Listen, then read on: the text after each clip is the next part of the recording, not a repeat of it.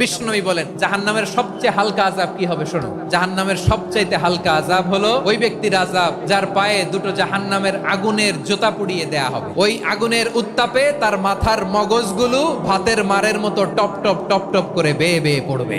জাহান্নামের অবস্থা এত ভয়ঙ্কর হবে, জাহান্নামের ভেতরে লক্ষ লক্ষ কোটি কোটি কাফির মুশরিককে দেওয়ার পরেও জাহান্নাম বলবে আরো আছে নাকি, আরো দাও, আমার ক্ষুধা নিবারণ হয় নাই। জাহান্নামে তো উত্তপ্ত হবে, জ্বলন্ত হবে, ভয়ঙ্কর হবে। জাহান্নামের এক অংশ আরেক অংশকে খেয়ে ফেলবে। আল্লাহু আকবার। ফেরেশতারাও টালমাটাল হয়ে যাবে। জাহান্নামের রক্ষী ফেরেশতারা কি করবে তারা নিজেরাও বুঝতে পারবে না। কোটি কোটি মুশরিক কাফেরদেরকে জাহান্নামে নিক্ষেপ করার পরেও জাহান্নাম ঠান্ডা হবে না, শান্ত হবে না, বলবে হাল মিন মাজিদ, আরো আছে নাকি, আরো দাও।